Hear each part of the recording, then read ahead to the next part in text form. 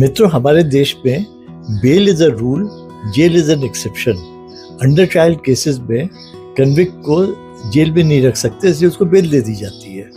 और हमारे यहाँ अंडर ट्रायल जो है वो अंडर ट्रायल ही रह जाता है, क्योंकि ट्रायल चलता रहता है। जो हारने वाला वकील है, ही मेक श्योर कि किसी न किसी प्रिटेक्स्ट पे केस चलता रहे, सालों चलता रहे। और इसीलिए सारे कोर्ट्स बिजी रहते हैं इन ग्रांटिंग बेल्स। सबसे ज़्यादा पैसा भी उसी में मिलता है, क्योंकि बेल जो है वो डिस्क्रिशनरी है। तो जज साहब जो है वो बेल दे देंगे या कभी मना कर देंगे, तो आसान रहता है वकीलों का काम भी।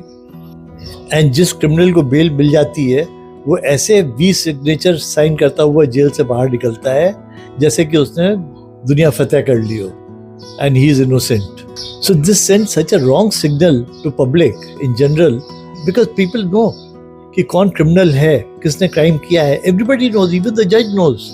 तो उसके बाद भी क्योंकि ट्रायल प्रोसीजर ऐसा लेंदी है हमारे यहाँ और इतना मैनिपुलेट किया जा सकता है कि हारने वाला वकील मेक श्योर कि वो चलता रहे केस।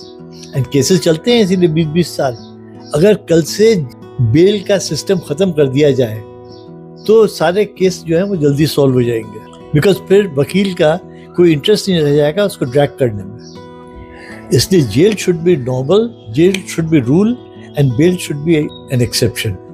अब इस समय राहुल गांधी कितने सारे केसेस में बेल पे बाहर घूम रहे हैं, या और कितने बड़े बड़े क्रिमिनल्स, चिदम्बरम बाहर है, कितने लोग बाहर हैं। सारे बड़े बड़े लीडर्स जो हैं सब बाहर बेल पे घूम रहे हैं। जजेस जब बेल दें तो टाइम बाउंड ऑर्डर देना चाहिए कि within so much time this case should be completed, otherwise the man will return to jail.